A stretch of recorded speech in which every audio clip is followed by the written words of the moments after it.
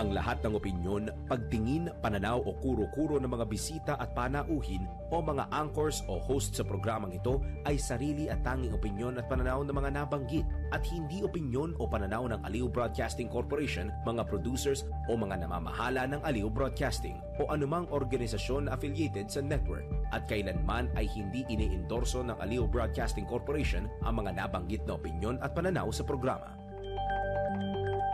Ang mga balita, dudublihin ang pasada. Ang mga kontrobersyal, mga viral, mga trending na mga tao. Dalawang mas matinding papasadahan. Mga pangyayaring nakikita sa kalsada. Live na papasadahan. Tampalang John Ibanez at Drew Nasino. Doble ang lakas, doble ang tindi. DWIZ Pasada Balita sa DWIZ News, DWIZ News TV at Aliw Channel 23 at sa digital channels ng DWIZ. Huwag magpapaiwan para huwag maunahan. Pasada Balita.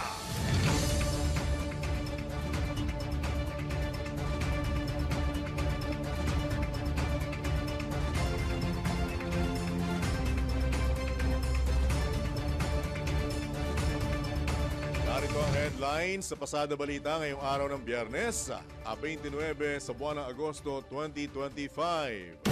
Pasada Balita. DPWH Secretary Bonoan handang magpa-lifestyle check, SALN isa sa publiko.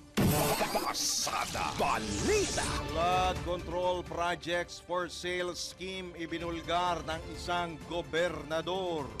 Pasada Balita. PNP OIC Chief Lieutenant General Nartates bibigyan na ng NAPOLCOM ng full powers. Pasada Balita. Naunsyameng pamamahagi ng kalahating bilyong pisong halaga ng abono para sa mga magsasaka tinawag na ghost project ng isang farmers group. Pasada Balita. Sa balitang pangkalakalan, policy rate ng Pilipinas nasa Goldilocks zone ayon sa BSP. Pasada Balita.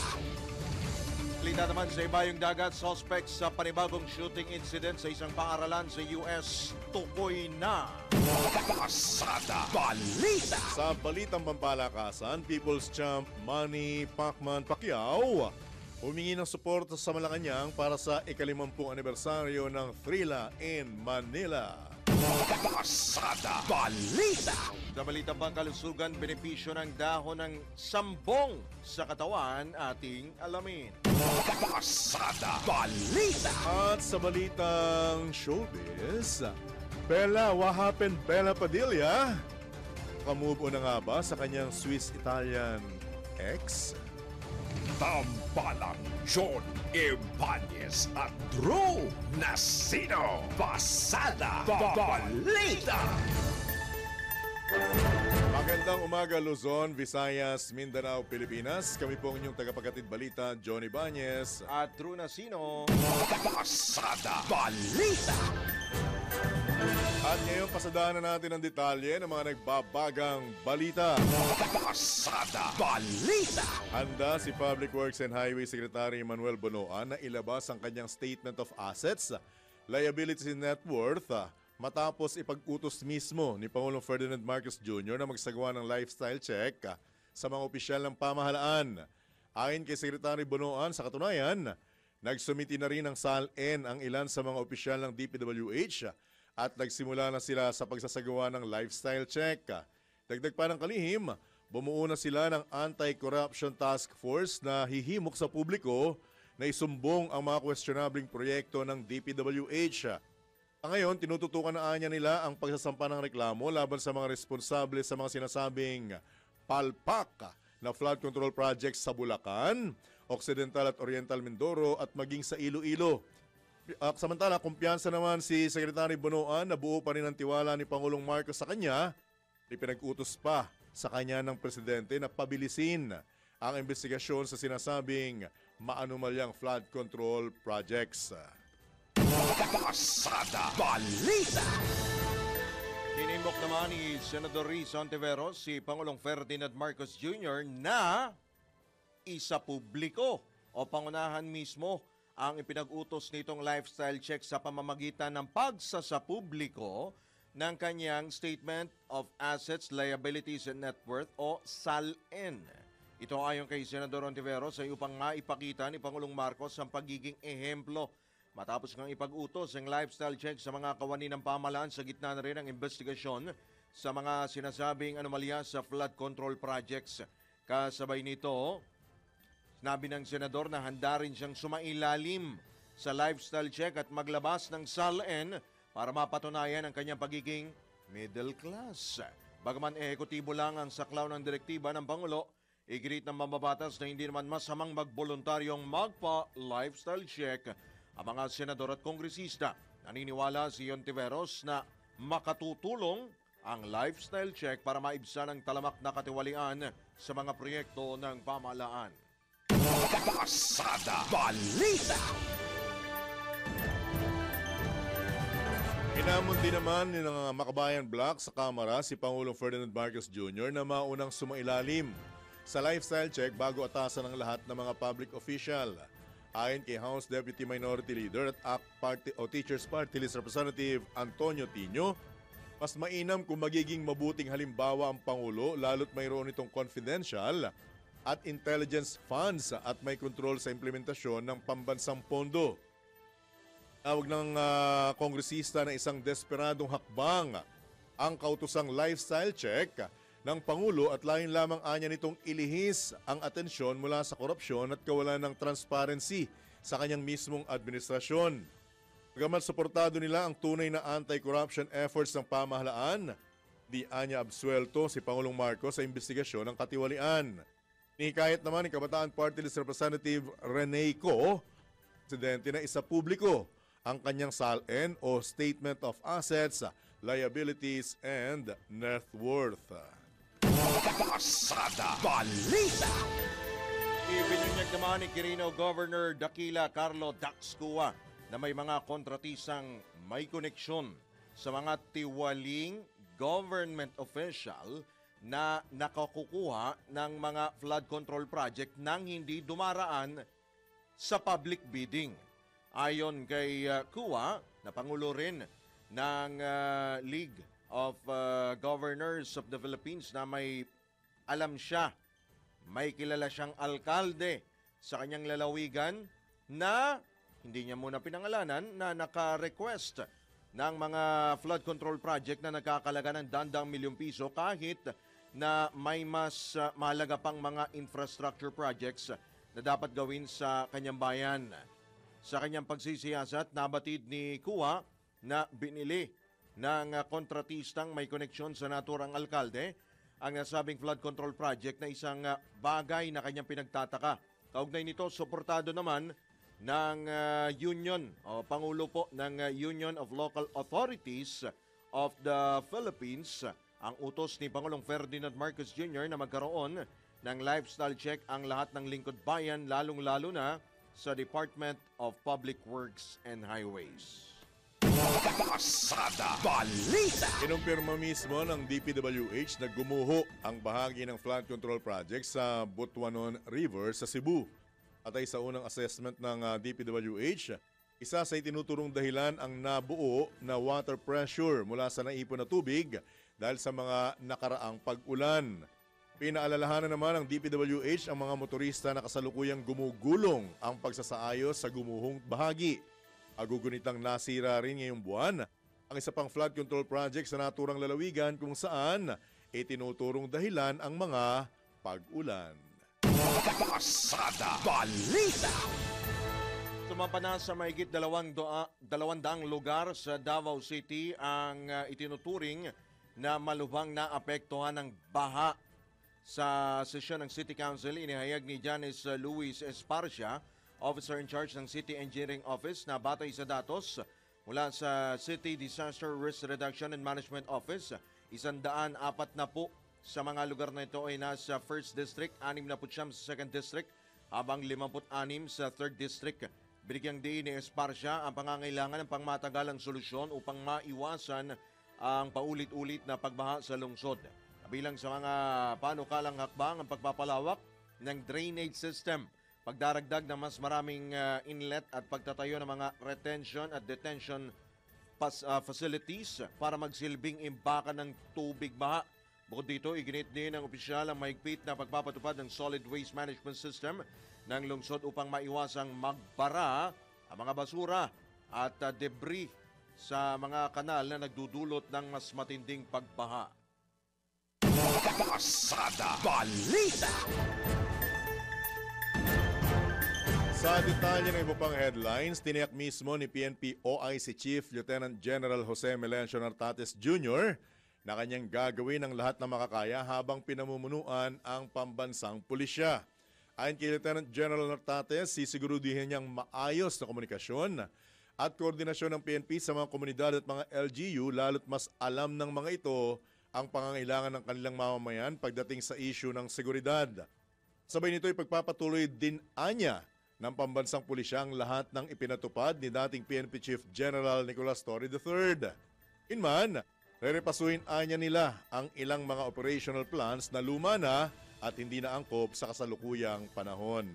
Gagawin po natin to the best of ability ang pamumuno dito sa PNP. Isa lamang po ang gusto natin dito, ang PNP po ay mapalapit sa komunidad, nakikita nila at na-appreciate. It is not enough na ang pulis ay nakikita, nagre-responde. Pero ang mga trabahong ito ay dapat ito ay nagugustuhan, na-appreciate ng ating komunidad. Yan po ang gagawin natin to include na we will revisit and improve our operational plans, ang ating mga plano. I-improve po natin yan kasi nakapapel po yan at baka nga naman ito po ay nung 1990s pa, nung 2000 or 10 taon na nakakalipas, hindi na po naangkop ngayon. Yun po ang ating pagre-revisa dito to improve the peace situation in our country.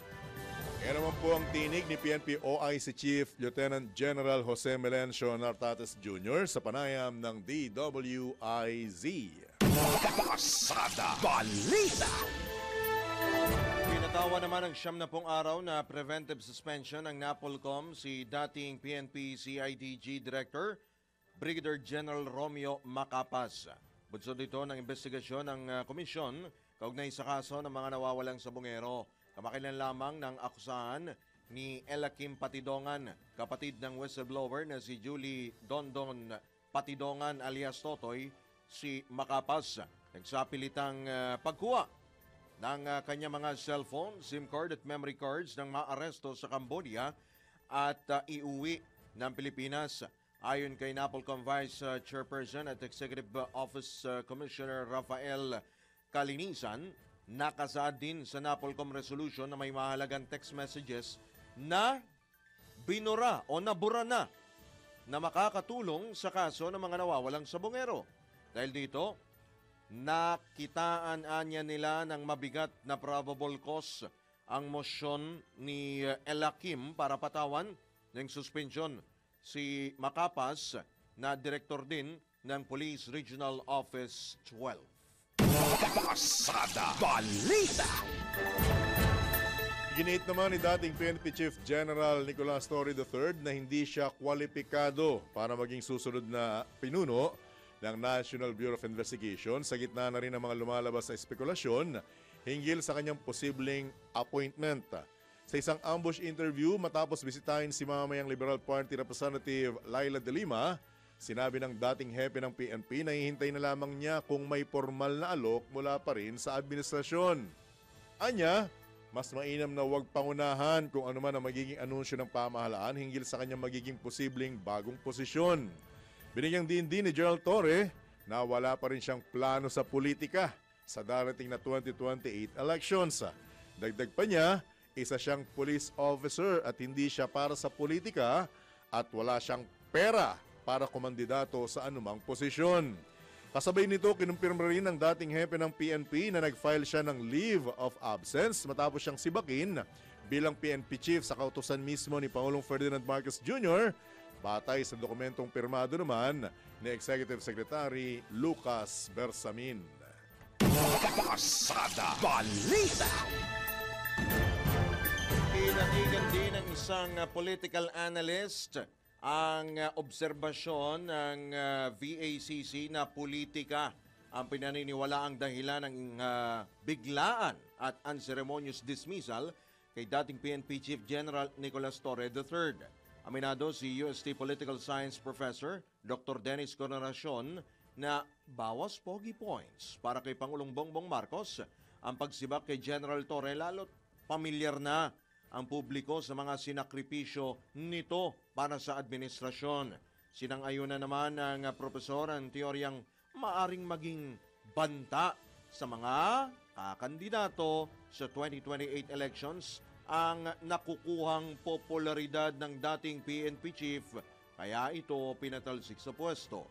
Recently, mukhang nagiging popular on his own, based on his own actions, Tsaka nagiging siya ng popularity. Ang galit lang naman sa Dumadami kanya, ang mga kanyang mga supporters dahil nga doon sa kanyang mga ginawa, ang kanyang mga achievements. Kumbaga man siya ay nagkakaroon ng imahe na parang matapang, walang inuurungan, bagay na nagugustuhan ng siguro ng mga supporters ng BBM administration at ng iba na ring Pilipino. So maaring valid yung ganung teorya na may na threaten. Samantala, naniniwala si Professor Coronation na ang nangyayari kay Torre ay kapupulutan ng aral at isang patunay na walang sino man ang nakatitiyak sa kanilang pwesto sa gobyerno kahit gaano pa kalaki ang kontribusyong na ibibigay nila sa publiko. Ito ho kung if there's any key takeaway dito, lesson, no one is indispensable in the government. Kahit pag-gaano pa ang kalaking kontribusyon ng binigay mo para sa isang political leader. Pag dumating yung sitwasyon na may humihiling na tanggalin ka o kaya pumalpak ka. Yan po ang tinig ng political analyst at USC professor ni si Dr. Dennis Coronation sa panayam ng DWIZ.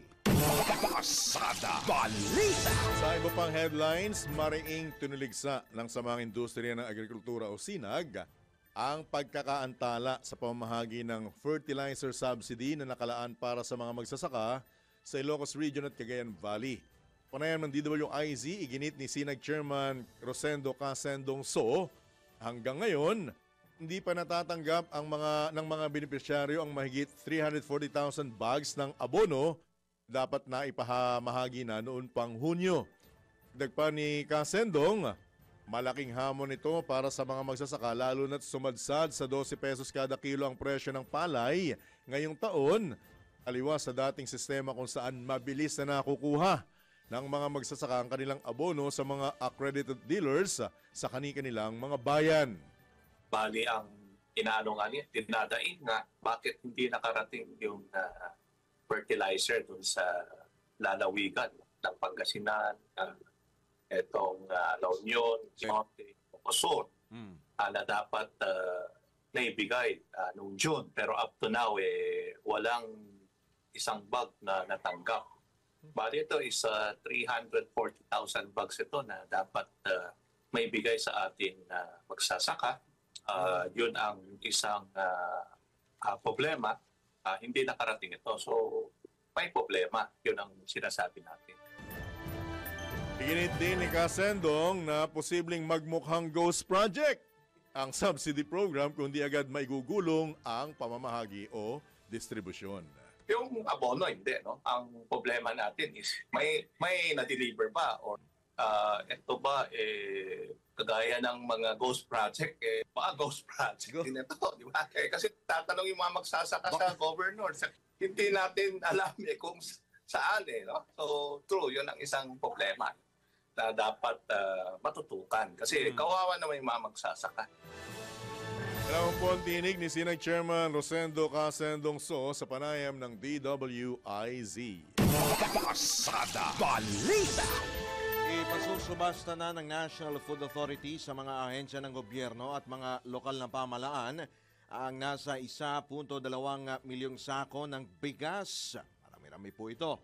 Ito ang kinumpirma ni NFA Administrator Larry Lacson bilang tugon o para mapaluwag ang mga bodega ng NFA at makakuha ng mga bagong ani ng mga magsasaka. Hinihintay na lamang nila na matapos ang mga kinakailangan dokumento para sa naturang auction. Tiniyak ni Lacson na fit for human consumption ang mga bigas kahit na noong 2023 pa nabili ang ilan sa mga ito. Samantala, bukas din ang pagpapasubasta sa lahat ng mga private entity. Ulitin po natin, 2023 pa po ito nabili. Pasada Balita. Ang pagkakataon pong ito, tumanggap tayo ng mga pag-uulat mula sa labas ng himpilan. SEC at isa pang tanggapan dapat magtulungan laban sa mga abusadong kontratista ng mga infrastructure project ng pamahalaan ayon sa isang senador. Detalye mula kay Patrol 19, Celia Ortega Bueno. Dapat na magtulungan ang Securities and Exchange Commission o SEC at ang Philippine Contractors Accreditation Board o PICAB para mapigilan ang katiwalian at sabuatan sa mga infrastructure projects ng gobyerno tulad ng flood control projects. Ang PICAB na nasa ilalim ng Department of Trade and Industry ang nagbibigay ng accreditation sa mga kontratista ng government projects habang ang SEC ang nagre-rehistro ng mga korporasyon gaya ng construction company.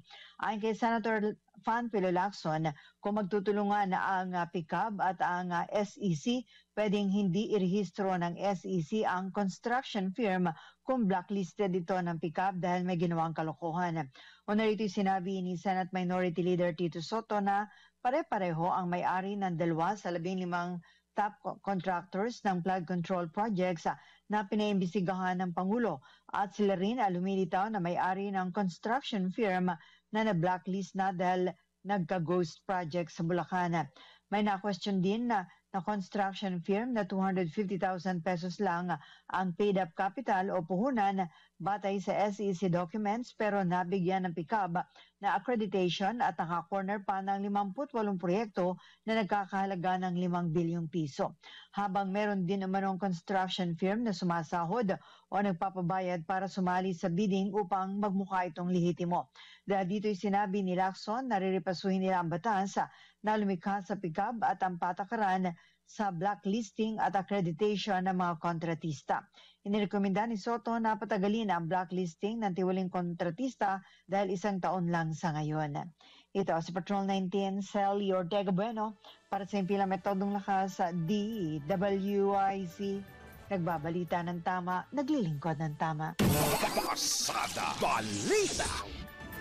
Samantala, relief operation sa mga lugar na nasalanta ng kalamidad tuloy-tuloy na isinasagawa ng Office of the Vice President.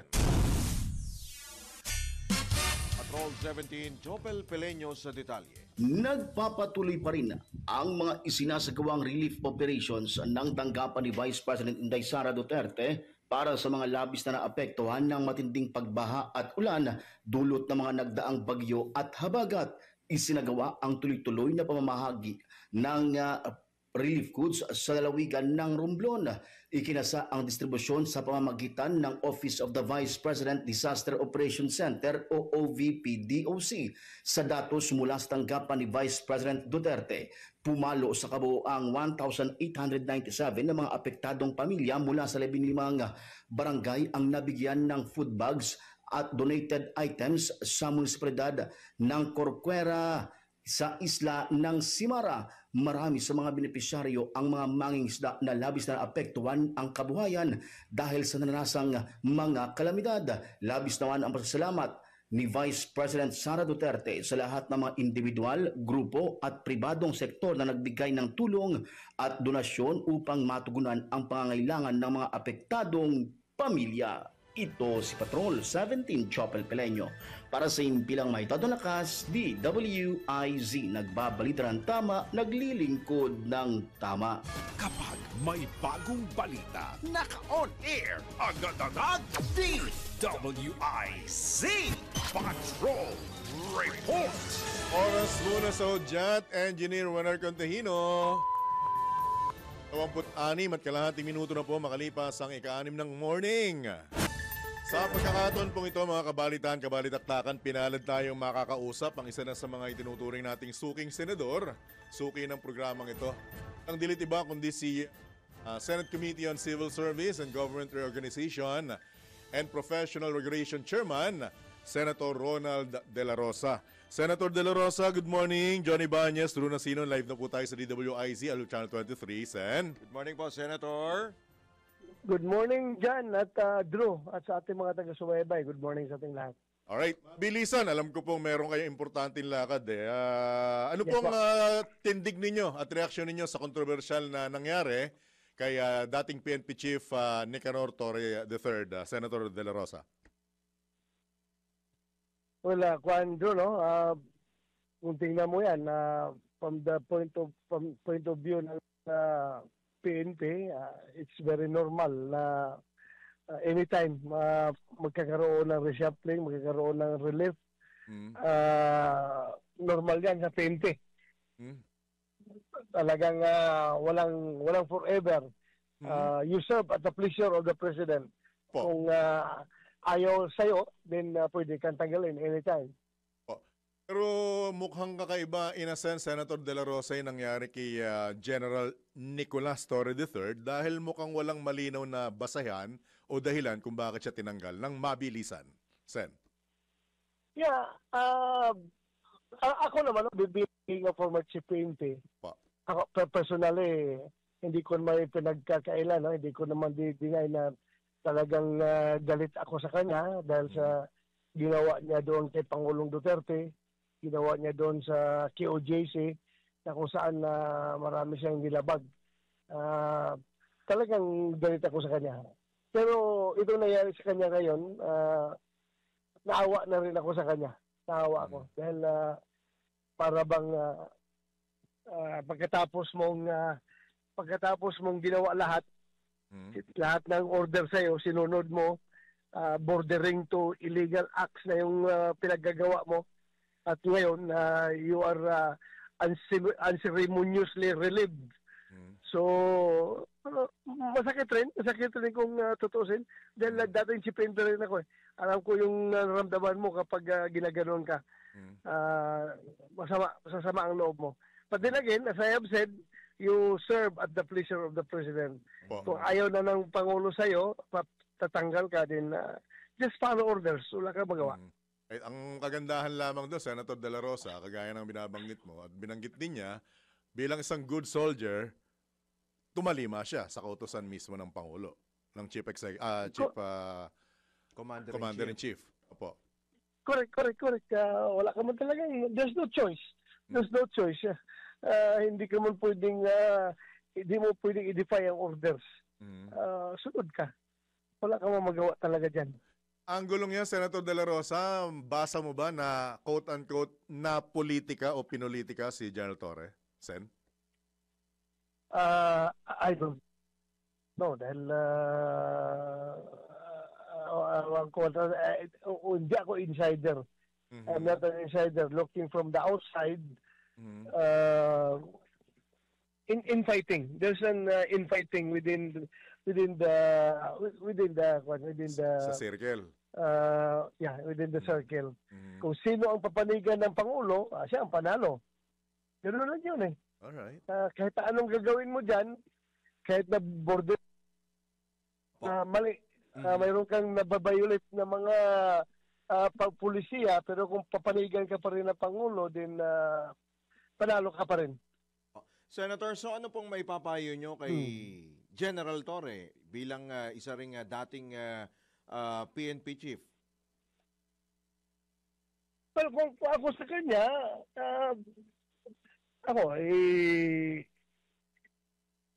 mas maganda siguro kung mag siya, itanggap naman niya yung pangyayari, then mag-retirement na lang siya. And yung kanyang para maibigay niya yung 4-star na ranggo doon sa nakaupong Chief PNP ngayon. Opo.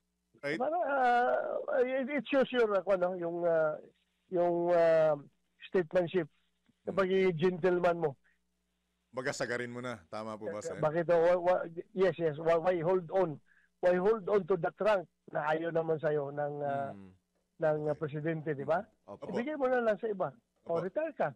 Sen, kung halimbawa early retirement, lahat ng benepisyong nakalaan sa 4-star makukuha niya. Yes, walang bawas po, walang Okay. bawas. Kasi matter of kuwan na lang yan, one year, mahigit 1 year. Makukuha pa rin niya yung mga kuwan niya, yung Benefits. benefits. buong Kasi buo, makukuha. yes, kasi ang competition naman diyan is yung based doon sa ranggo mo. So, okay na 'yon. Makukuha niya. Ay, isa pang anggulo, lumutang din to ng mga nakaraan na binanggit niya yung comparison Kumbaga, i-quote ko lang kumbaga ang Ayer crispy pata, ang PNPA lechong manok. Lechong manok. May nakikita ka bang galaw ng mga kagaya mong Ayer sa nangyari kay General Torre, sir? Paano? Mukhang binabanggit na... Puro pagkain yung binabanggit. Hindi, ang binanggit kasi, Sen, mukhang gumalaw ang mga PMAyer. Dahil mukhang may nasagasaan ng isang PNPA graduate na historically, kauna-unahan naging chief PNP. Kaya mukhang naisang tabi si General Torre, Senator. Mukhang ko naman yan. Depende kung yan ang pakiramdam niya. Pero para sa akin, kung ganon, sino ba mga PMAyer na gumalaw? I-identify niya. I-identify niya kung sino yung mga PMAyer na gumalaw at para makumbinsi si Presidente na tanggalin siya sa pwesto. Actually, hindi po galing sa kanya yun, Sen, po galing sa kanya yun, galing lang sa malikot na isipan ng mga netizen at mga mamamahayag yun. Pero nakakagulat, baka sabihin niya si Bato gumalaw, kaya siya natanggal. Pwede natin yung meme, di ba? Pwede natin i-dikit. Baso gumalaw, ngayon si Batong gumalaw. Ba? Oo, ibig sabihin, BFF na kami ni Presidente BBM. Pag gano'n. Pag ako'y pinakinggan. Kapag ako'y pinakinggan, Dadali ka pa. Senator, medyo lilisan po muna tayo ng konti kay General Torre. Speaking of Pangulong Marcos, ano pong reaksyon niyo po dito sa kanya pong ipinag-utos na lifestyle check? Though ito po ay sa ehekutibo po, Senator. At batid po namin na ito po ay suportado rin po ng inyo pong mga kapwa senador. Dapat yan. Matagal na yung pinagagawa dahil naging deterrent sana yan sa mga kagaya yan, yung mga involved dyan ngayon sa Ghost Project ng flood control, na magdadalawang isip yun sila na masangkot dyan. So, dapat matagal yung ginawa. Matagal na dapat. Pero sige lang, kung gano'n pa rin, kung mag-start sila ngayon, we have to support that dahil ikagaganda yan ng ating bansa. Feeling ka rin ba na magpasa ilalim sa lifestyle check, Senator De La Rosa? Baka kuwan yan. Baka pag lifestyle check tayo, baka ang kaso natin dyan is unexplained poverty. Hindi unexplained wealth. Huwag na niyo ako isali. Huwag na niyo ako isali dyan. Baka ito lang ha. Baka ang lumabas, puro liability. Baka puro utang yan. Puro utang. Puro loan sa bangko. Anyway. Nakakaya, huwag na. So yun ang angulo natin Newsroom, ang angulo natin. Ayaw ni Senator De La Rosa sa lifestyle check dahil lalabas, puro utang siya. Tama ba yung angulo namin, Senator? Mapapahiya tayo. Baka sabihin na putay na mahinang senador ito. Mahinang senador ito. Puro utang. Anyway. Right, Senator, dinadalang natin sa biro pero alam natin mabibigat ang kinakarap nating problema na kailangang agarang solusyonan dahil ang taong bayan ang naapektuhan. Nasa inyo po ang pagkakataon, baka may karagdagan po kayong panawagan maliban sa huwag kayo isama sa lifestyle check. Labasan ng salin. Alam mo, Jan at saka Drew, itong mga ganitong issue, no, kung hindi ito tututukan ng taong bayan at ito'y isasantabi lamang pagkatapos ng ilang araw na investigasyon, magsawa na ang taong bayan sa pagpapaluap nito, ito yung mailalagay sa limot ito, makakalimutan ito. Kaya dapat pagkaisa tayong lahat na tutukan talaga ito up to the last para magkakaroon ng resulta, pagkakaroon ng in-game ito para naman ito sa bayan natin, hindi naman ito para sa mga individual na tao. Dapat may magandang resulta. May managot. May magandang resulta, may managot, oo. Kahit pa mga kasamahan nyo, Senator? Oo, lahat. Kahit pa ako, pwede kong pwede akong managot dyan. Managot ako sa unexplained poverty. Nagutin natin yan. Mukhang wala kami makukuha ng SOT sa'yo. Puro tayo tawa. Anyway, again, Senator, as always, maraming salamat sa pagkakataon. Good morning, good luck. Ingat po kayo, ha? Ingat po. Good morning, Salamat Senator. po, Senator. Thank you so much. Ingat po. Salamat, John, at saka Drew. Good morning po. Good morning. Good morning. Isasama namin kayo sa grupo namin, ha? Grupo ng baon. Baon sa utang. Ano yun? Ingat, sir. Good luck. Sige. Salamat po. Salamat. Apa. Po mga kabalitaktakan, nakita niyo naman, ha? Napaka-sport ng mama. Pasintabi, ha? Pasintabi, may dumulas. May nakalusot, hindi naman nahalata. Ganun na talaga, parang usapang, alam mo na, ganun talaga pagka magkakauri, Pag pare-parehong may mga liability. Natuwa naman ako doon. Ayaw ko dyan. Ano yan? Unexplained Poverty. Actually, nakakatuwang isipin. Mahirap ipaliwanag yun. Oo. Kumbaga, parang Kasi, ikaw, gwapo lang. Hindi, mahirap ipaliwanag yun. Unexplained poverty. Oo, lalo kung malaki sinasahod mo, tapos mahirap ka. Oo. Parang naglolokohan tayo dyan. Saan napupunta yun? Ibig sabihin, sa may bahay mo lahat napupunta sweldo mo. Wala kang pera. Anyway. Again, maraming salamat kay Senator Ronald De La Rosa for being honest in sport. Pero sa totoo lang, hirap talaga if you're serving in the pleasure of the President. Di ba? Talagang kahit anong accomplishment mo, kahit anong galing mo, may issue may nakita sa'yo or may talagang pilit na ipinamumukha sa Pangulo na issue para sa'yo, talagang ganun nga ang mangyayari. Ganun talaga. Talagang merong mga challenges. Kailangan you have to... Come on, go on. You have to play the game. Okay. Sabi nga nila, yung pwestuhan dyan is game of the general siya. Game of diba? Diba? Pero ito lang isipin nyo, ha? Sa larong chess, iba ang nagagawa ng tore. Oo naman. Diba? Diba? Hugot mo, ha? Nabasa ko lang po yun. Ano pang isa nakakatuwa rin binanggit ni Senator De La Rosa. Huwag namang sabihing magsalita pa ako dyan. Baka mamaya madamay ako dyan. Baka mamaya akong tinanong ng presidente ng BBM. Baka maanguluhan ako dyan. Di ba? Kasi ano siya, mga dati na siya, di ba? Of course, meron pa rin naman siyang clout doon sa mga ano. Tama naman.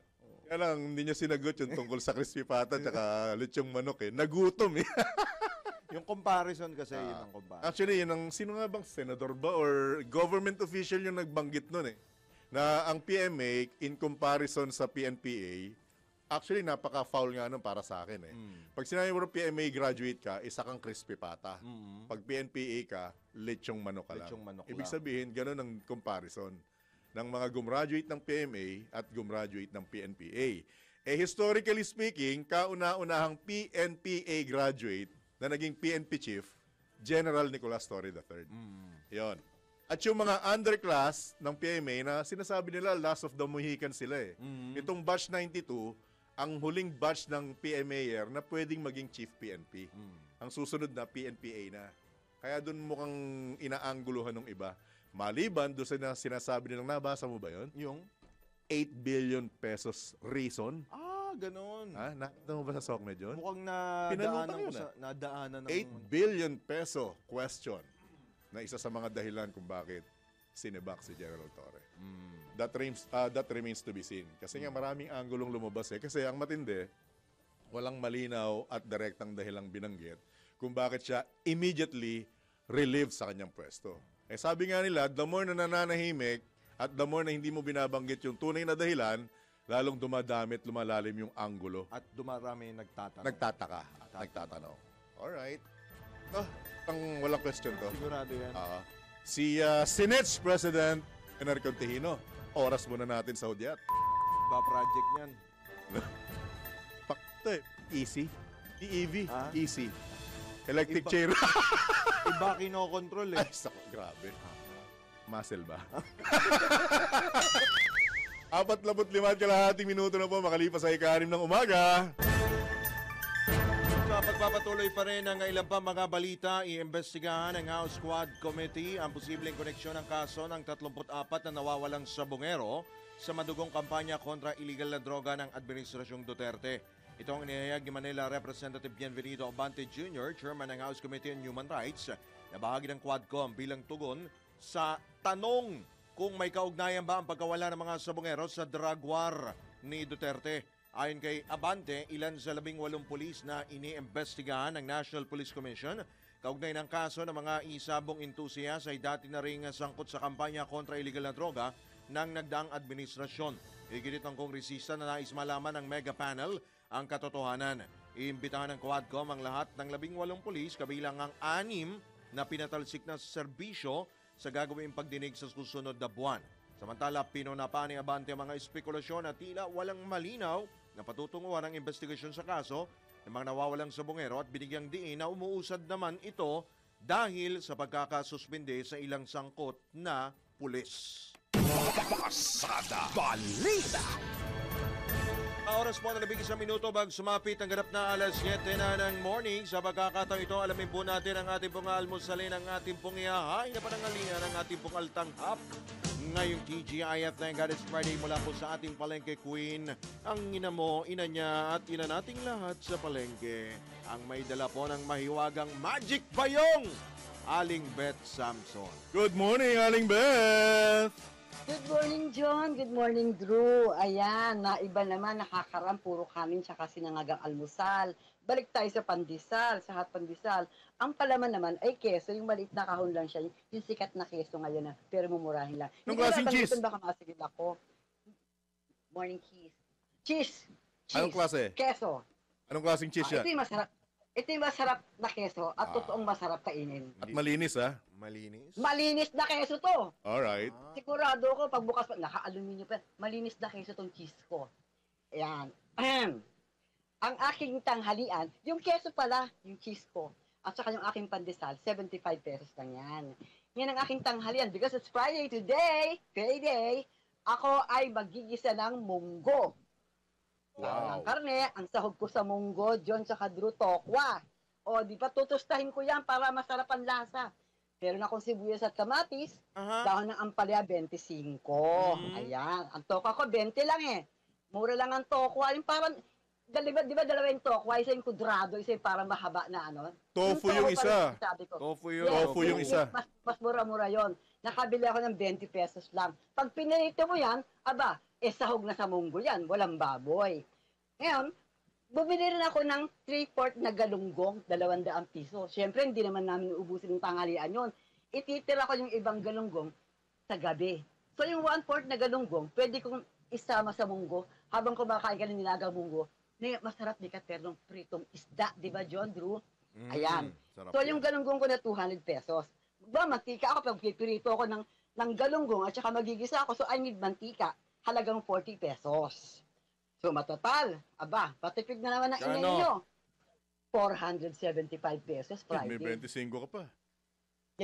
Iniipon ko yung mga sobrang 25, yung mga sobrang nakakaraan, para pagka nakabili naman ako ng maganda-ganda, isasama ko sa budget ko yan. Ayan.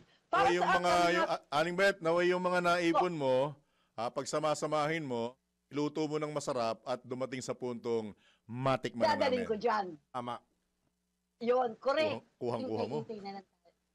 Aral ako sa'yo dyan, tsaka Drew eh. Kuhang-kuha mo, Aling Beth. Kuhang-kuha ko na Kuhang-kuha mo kayong yung dalawa. inip namin. Ang dami ko nang natutunan sa inyong dalawa. Kung kailan ako tumanda at saka natuto sa inyong dalawa. Pero yung mga nakikinig maganda po ang mga natutunan ko sa kanilang dalawa. Alright, salamat po. Alright. Magandang itabi. Maganda. itabi, itatago. Ay. Para sa Tangha Pasada Balita Metro Patrol, palanggikan Bet Sam silang DWIZ.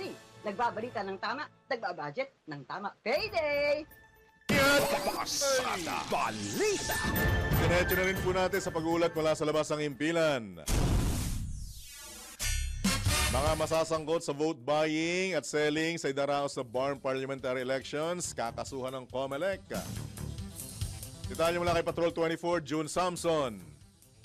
Binalaan ng Komisyon ng Elections ang mga taong masasangkot sa vote buying at vote selling ngayong nalalapit na ang halalan sa Bangsamoro Autonomous Region in Muslim Mindanao. Gayunman ay tiniyak ng COMELEC na hindi nila hahayaan na mamamayagpag ang vote buying at ang vote selling para sa halalan na katakdang idaos sa October 13, 2025. Kaugnay niyan ay kinumpirma ni Chairman George Erwin Garcia na magiging katuwang nila ang iba't ibang grupo tulad ng Kontra Bigay, Task Force KKK, Task Force on Anti-Discrimination at Task Force Baklas. Tiniyak ng COMELEC na hindi sila magdadalawang isip na mag-disqualify ng mga kandidato at magsampa ng kasong kriminal sa mga masasangkot sa vote buying at vote selling. Patrol 24, June Samson, para sa himpilang may todong lakas. DWIZ, nagbabalita ng tama, naglilingkod ng tama. Kapag may bagong balita, naka-on air, agad-agad, DWIZ Patrol Report.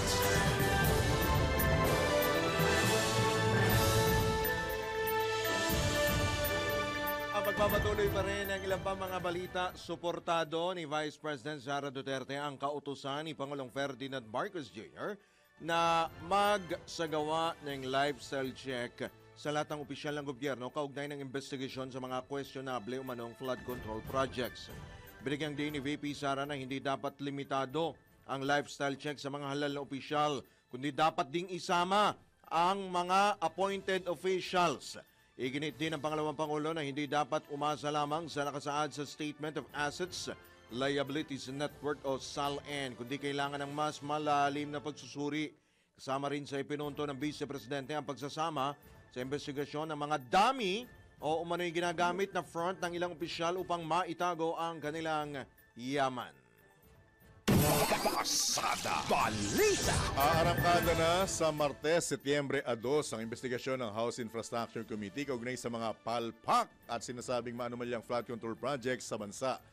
Kinumpirma ito ni Bicol Saro Party List Representative Terry Redon, isa sa mga chairman ng House Infracom, sa kabila ng mga panawagan na magkaroon ng independent body para sa patas na investigasyon. Lalo't sinasabing may mga kongresista na sangkot sa nasabing kontrobersiya. Ayon kay Congressman Redon, kasama sa mga inaasahang dadalo sa isasagawang pagdinig, ang mga opisyal ng DPWH at mga kontratistang binanggit mismo ni Pangulong Ferdinand Marcos Jr. na nakakubra ng malalaking kontrakta at proyekto sa pamahalaan. Gayon din ang mga kontratista at mga district engineers sa mga sinasabing ghost projects sa Bulacan at iba pang kinakukulang ahensya ng pamahalaan na magbibigay ng konteksto sa proseso ng mga proyekto, partikular na ang Government Procurement Policy Board at Philippine Contractors Accreditation Board. Pasada Balita. Pinungkahi naman ni Senate Minority Leader Tito Soto na mula sa 1 taon ay gawing 3 hanggang 5 taon ang pagpapa-blacklist sa mga tiwaling kontratista. Kinatigan din ito ni Senador Panfilo Lacson at iminungkahi na dapat magtakda rin ang limitasyon sa bilang ng mga government infrastructure projects na maaaring ibigay sa isang kontratista. Hinimok din ni Senador Lacson na silipin ang interlocking directorships ng ilang kontratista matapos makita na ang mga dokumento ng ilang korporasyon ay may magkakatulad na direktor. Iginiit ng Senador na dapat may mas mahigpit na koordinasyon ang mga ahensya ng gobyerno upang labanan ang ganitong uri ng sabuatan. Dapat anya ay check and balance sa halip na sabuatan ang mangyayari. Pasada Balita. Pinalaga naman ng ilang kongresista ang pahayag ni Davao City Acting Mayor Sebastian Baste Duterte na public relations o PR stunt lamang ang investigasyon ni Pangulong Ferdinand Marcos Jr. sa issue ng katiwalian at maanumalyang flood control projects. Ayon kay Manila 6th District Representative Benny Abante Jr., tanungin muna ni Acting Mayor Duterte ang kapatid na si Davao City Representative Paulo Pulong Duterte kung magkano ang nakuha nitong pondo para sa flood control projects. Katakataka para kay Congressman Abante kung saan at papaano ginamit ni Congressman Pulong ang pondo dahil hanggang sa ngayon, malaki pa rin anya ang problema ng pagbaha sa Davao. Samantala naniniwala naman si Bicol Saro Party List Representative Terry Ridon na mas mainam kung umuwi muna sa Pilipinas ang tumatayong alkalde ng Davao dahil mahalaga ang presensya ng mga lokal na opisyal sa panahon ng kalamidad. Pasada Balita. Target naman ng MMDA na magtayo ng rain catchment basin sa iba't ibang strategic location sa Metro Manila.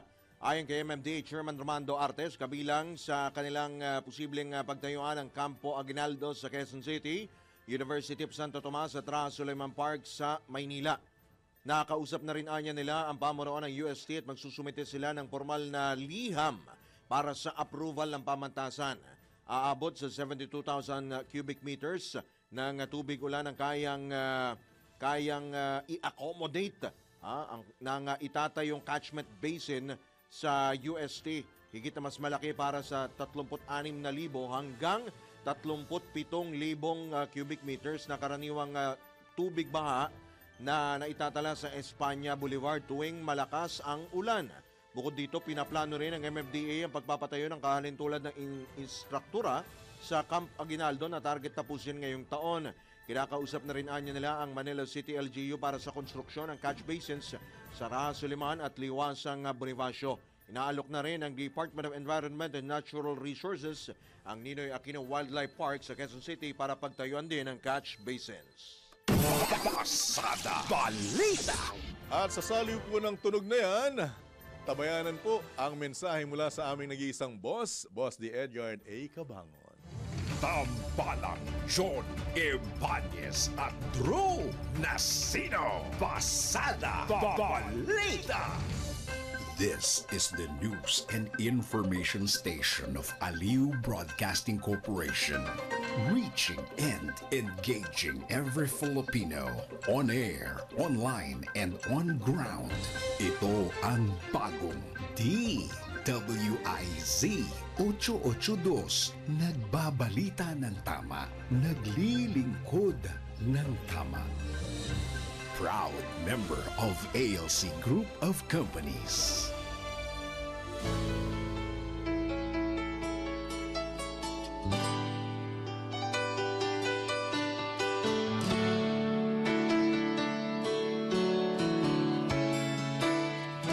At sa oras na alas 7 na ng umaga, narito po ang A Nice Reminder for the Weekend.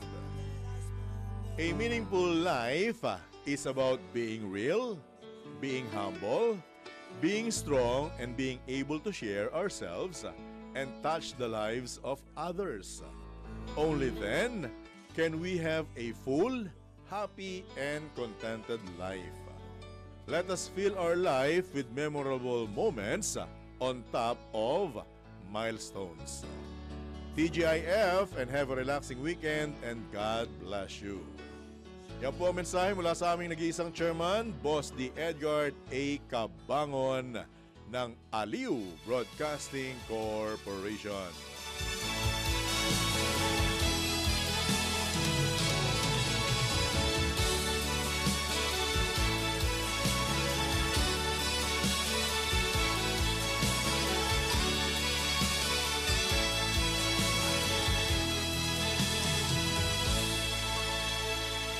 Ang mga balita, dudublehin ng pasada. Ang mga kontrobersyal, mga viral, mga trending na mga tao. Dalawang mas matinding papasadahan. Mga pangyayaring nakikita sa kalsada. Live na papasadahan. Tambalang John Ibanez at Drew Nasino. Doble ang lakas, doble ang tindi.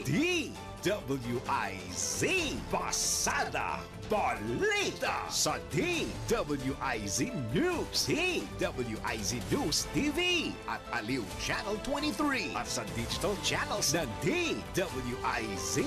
Huwag magpapaiwan para huwag maunahan. Pasada Balita.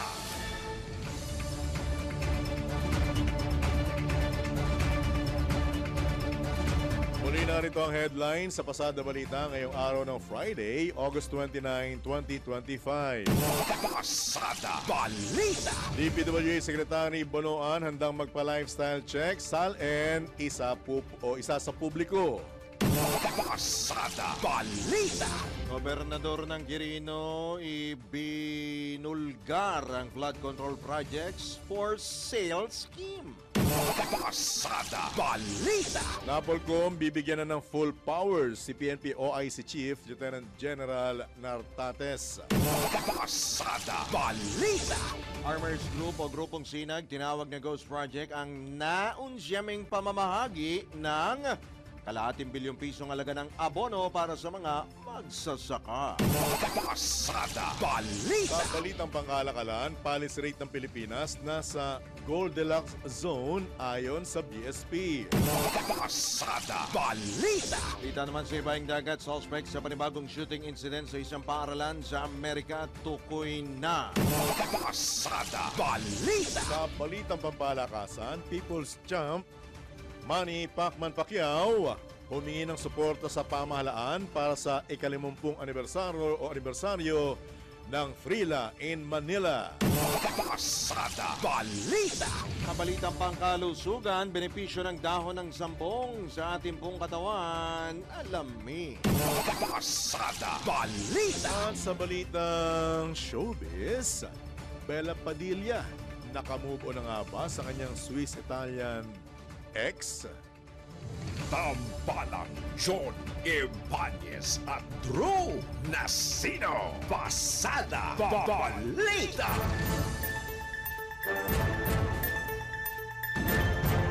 Kapagpapatuloy na ating balitaan, lumagda sa isang Memorandum of Agreement ang Department of Environment and Natural Resources, National Grid Corporation of the Philippines at ilang mga lokal na pamahalaan sa Bohol para sa pagtatayo at pangangalaga ng 243 ektaryang forest plantation sa loob ng 3 taon. Layo ng proyekto na maibalik ang forest cover ng lalawigan at magsilbing panangga laban sa soil erosion at pagbaha. Ayon kay NGCP President at CEO Anthony Almeda, hagi ang proyekto ng kanilang pagtulong sa mga programang nakatuon sa reforestation at environmental sustainability, gayon din sa mga inisyatibo ng LGU para sa kalikasan. Alinsunod din ang inisyatiba sa mismong panawagan ni Pangulong Ferdinand Marcos Jr. na magtanim ng mas maraming puno bilang pangmatagalang solusyon laban sa pagbaha at epekto ng climate change.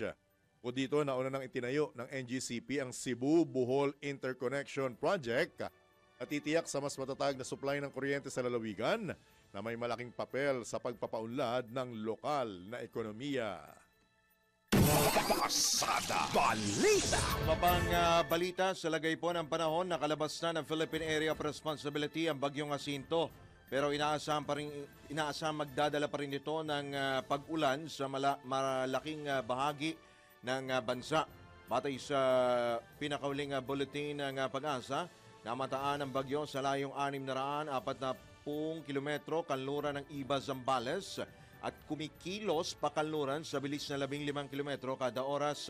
Taglay nito ang lakas ng hangin aabot sa 55 kilometro kada oras at pagbugsong hanggang 70 kilometro kada oras. Kumikilos ito palayo ng bansa habang hindi na itinaas ang wala nang itinaas na tropical cyclone wind signal sa anumang lugar sa Pilipinas. Samantala, patuloy pa rin magpapaulan ang bagyo dahil hinihila nito ang hanging habagat at pinakaapektado ang Occidental Mindoro, Palawan, Antique at Negros Occidental. Pasada Balita.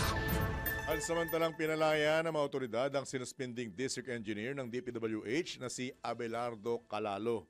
Kinumpirma mismo ito ni Batangas Provincial Director Colonel Giovanni Cibalo matapos makapagpiyansa si Calalo ng halagang 60,000 pesos. Nabatid na ipinaaresto ni Batangas 1st District Representative Leandro Leviste si Calalo dahil sa sinasabing pagsubok na suhulan ang kongresista ng halagang 360 million pesos upang tigilan ang investigasyon ng flood control project sa kanilang lugar. Pasada Balita. Sa oras na 8 sandali makalipas ang ikapito ng umaga, pinatikos ng National Union of Journalists of the Philippines ang paratang ng aktor at ni Leyte 4th District Representative Richard Gomez sa ilang miyembro ng media na inakusahan niya bilang bahagi ng media spin laban sa kanya. Sa social media post ni Goma, sinabi nitong kapansin-pansin o napansin niya na magkakapareho ang tanong at topic na nais malaman ng mga nasabing media outlet. Kabilang po tayo dyan. Matapos maglabas ng pahayag si Matag-Ob Leyte Mayor Bernie Tacoy kung saan idinadawit nito ang kongresista sa mga maanomalya umanang flood control projects. Pinaalalahanan ng NUJP ang mambabatas na ang pagtatanong ng mga media outlet ay makabubuti pa sa kanya dahil maririnig ng taong bayan ang kanyang panig sa nasabing paratang. Mas mainam din nila para sa kinatawan ng Leyte na magsabi na lamang ng no comment kung ayaw nito magbigay ng anumang pahayag hinggil sa tinatanong natin sa kanya. Pasada Balita. With your indulgence, Kuyang Drew, mga kabalitaan na kabalitaktakan. At with your indulgence din, kagalang-galang na Congressman Richard Gomez. Parang hindi nyo naman po alam, maging ng artista naman kayo, di ba? Pag may issue sa inyo, dapat kailangan ng ang panig ninyo. Lalo na kung kayo po'y nasasalang sa kontrobersiya or sinasabi na nating isyung may kinalaman sa inyong propesyon. Di ba dapat nasanay ka na dyan dahil artista ka dati. Di ba? Alam mo na pagka may issue, tatanungin ka talaga. Natural. Oh, ngayon, ang question ko sa iyo, kagalang-galang na Congressman Richard Gomez, kung ikaw ba'y hindi inimbitahan o inanyayahan ng mga media outlet kasama ang DWIZ para kunin ng reaksyon at pabor ang ikangay bahagi mo or kasagutan mo sa mga akusasyon laban sa'yo, ano ngayon sasabihin mo? Bias kami? Bias ang media? Bayaran ang media? Ganun po ba yon, kagalang-galang na Congressman Richard Gomez? At naturally, isa lang po itatanong sa inyo. Lang maitanong namin yung sa anak mo. Diba? Issue eh. Isa lang issue eh. Tapos din sa inyo ni Mayor Magalong eh. Kung magbabacktrack po kayo, gusto nyong pakinggan, pabor nga sa inyo yung isang item na binanggit namin dito eh. Binibigyan ho namin kayo ng espasyo, ng paraan. Ang oras. Para may explain yung panig ninyo. Para maipaliwanag po ninyo. Ano po ang kaduda-duda doon? At ano po ang problema doon, kagalang-galang na Congressman Richard Gomez? Dapat ngayon, na yan. Oo, ngayon, kung nagdududa ka sa line of questioning ng mga media outlet, mas magduda ka kung ibang topic ang tatanong sa'yo kung wala sa panahon. Di ba? Mas magalit ka kung itanong sa'yo, kamusta na love life mo, Congressman? O kamusta na yung ganitong bagay na wala naman sa topic?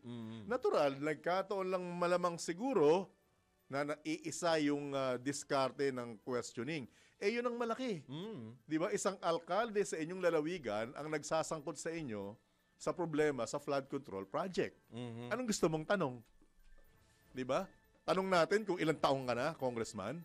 Tanong natin kung gano'n nakadami ang puti ng buhok mo, ang uban mo. Yung ba gusto mo kung mamaya pag hindi ka inanyayahan para sa interview, mas magalit ka. Masabihin mong mas bayaran ng media at ano yung sinabi niya? Gastos pa more? Nagsalita pa ng unethical na word di ba? Nagbitaw pa ng unethical na word coming from a congressman, di ba? At diba? Congressman naman sila. Ano daw? Ungas? Hindi natin pwede bang banggitin sa area? Hindi naman masama yun. Ungas? Ungas? Gastos pa more, mga ungas? Yun ba yung pagkakabanggit niya? Ano? Kung talagang kagalang-galang po kayo, patunayan nyo. Di ba? Sagutin ang mga tanong. Hindi yung tayo ang naglilihis eh. At least, patunayan. Ginalit nyo ako, biyernes na biyernes. Patunayan po ninyo na kayo po ay mga public servant. Oo. At tatandaan ninyo Kami pong mga taxpayer ang nagpapasweldo sa inyo. Kagalang-galang na Congressman Richard Gomez. Pasada Balita. Ha? Ginalit mo kasi ako eh. Ikaw na. Ha? Ako na? Biyernes ngayon. Okay. Happy weekend. Sabay sundo. Bare months na Bare months na, no? Anyway, ito. Ha? Tuloy natin ang balitaan. Ilihis natin ang istorya. Sa ibang topic naman po. Muling nilinaw ng Department of Social Welfare and Development sa publiko na walang fixer na kailangan para makakuha ng tulong mula sa Assistance to Individuals in Crisis Situation o AICS program. Ayon kay DSWD Crisis Intervention Program Director Edwin Morata, handang umalalay ang mga social worker ng ahensya sa kahit sino mang dumudulog at humihingi ng tulong. Anya, kailangan lamang dalhin ang mga angkop na requirement at maglaan ng tamang impormasyon. Gate pa ni Director Morata, hindi makatutulong ang fixer, kundi magdudulot lamang ng dagdag na kalituhan sa publiko. Samantala, kasabay namang ibinabala ng DSWD ang pagkalat ng fake news online, lalo na sa mga peking social media accounts na nag-aalok ng tulong pinansyal. Pasada Balita. Nilinaw naman ng DSWD na kikilalanin pa rin ang mga business establishments sa mga lumang persons with disabilities ID, mga PWD ID na in-issue ng mga local government unit. Kinumpirma ito ni DSWD Assistant Secretary at Spokesperson Irene Dumlao sa gitna ng pre-pilot stage ng Unified ID System kung saan isinasagawa ang pre-pilot orientations at technical tests sa piling lugar upang matukoy ang mga dapat pang-ayusin kaugnay sa naturang ID.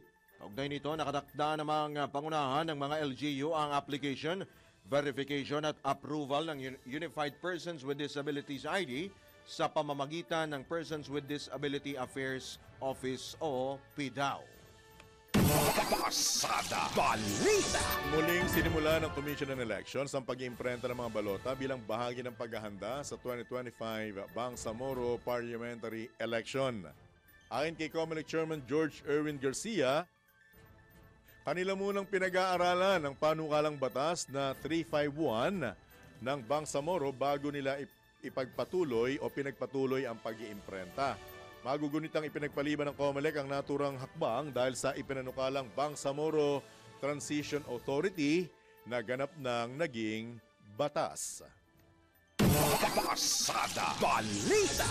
Samantala, bibigyan na lamang ng Department of Communications ng hanggang Department of Transportation ng hanggang August 31 ang mga online platform na Carousel, Lazada, Meta Philippines, Shopee at TikTok upang alisin ang lahat ng hindi otorisadong bentahan ng beef cards. Nakasad sa direktiba ng kagawaran na bahagi ito ng kampanya kontra sa mga mapagsamantalang nagbebenta o mapagsamantalang bentahan na nakaapekto sa mga pasahero.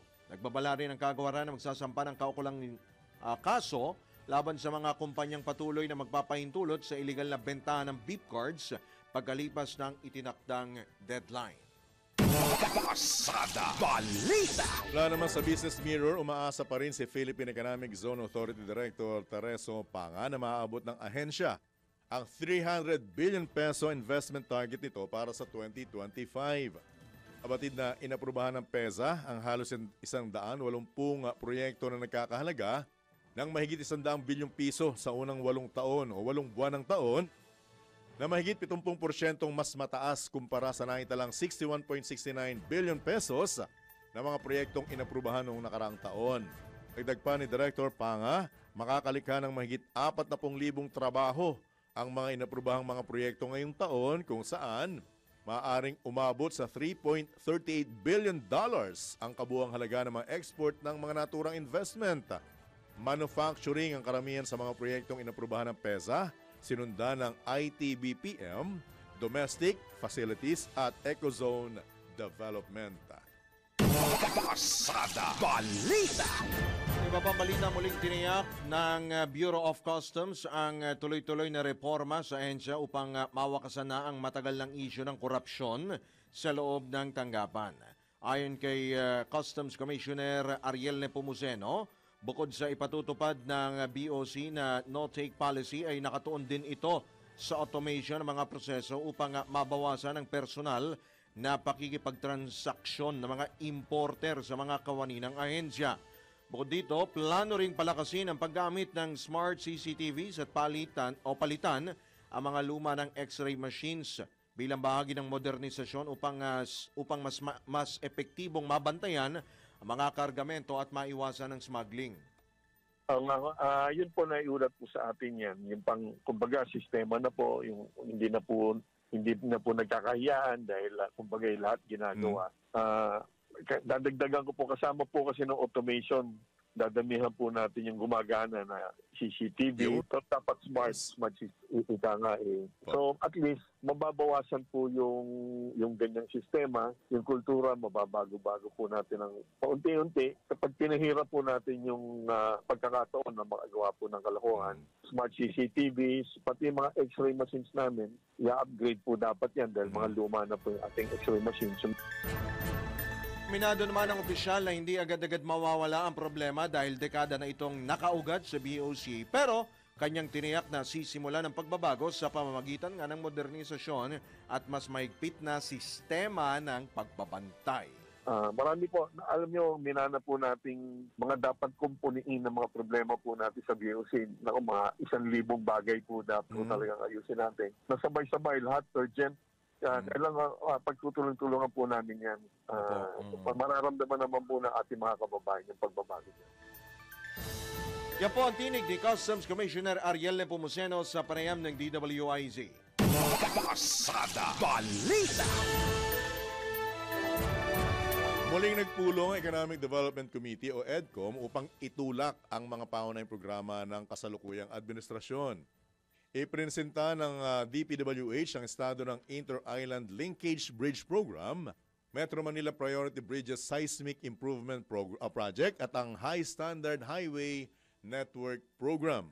Habang tinalakay naman ng DICT ang panukalang National Digital Connectivity Plan at E-Government Data Exchange Platform Roadmap na layong pabilisin ang digital transformation at pagbutihin ng serbisyo publiko.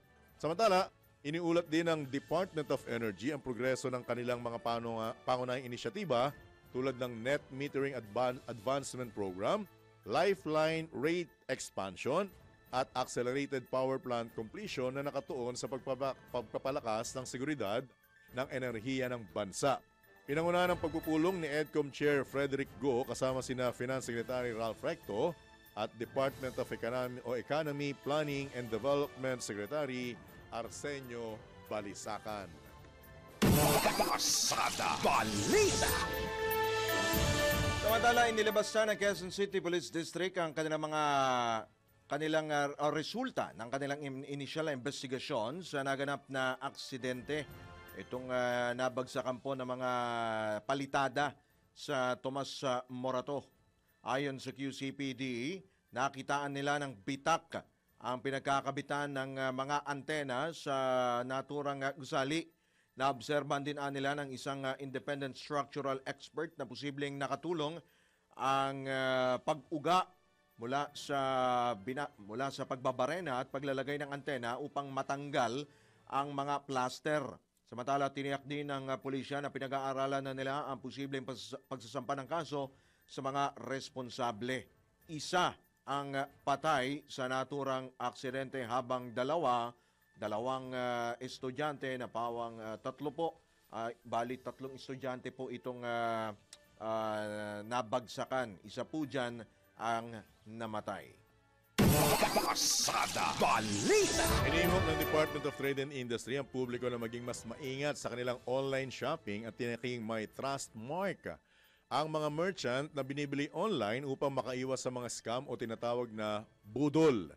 Ayon kay Trade Secretary Cristina Roque, patuloy pa rin dumarami ang mga online scammers sa iba't ibang digital platforms. Liwanag naman ni Trade Assistant Secretary Marcos Valdez ng E-Commerce Bureau na nagbibigay ang DTI ng sertipikasyon para sa mga lehitimong produkto at online sellers bilang garantiya ng kanilang pagiging tunay. Nasabing sertipikasyon, tinatawag na E-Commerce Philippine Trust Mark. isang digital badge na tumutulong sa mga mamimili na madaling ma-verify ang kredibilidad ng isang online seller o platform. Ahagi ito ng initiative ng DTI na palakasin ang tiwala at pananagutan sa digital marketplace ng bansa. Pasada Balita.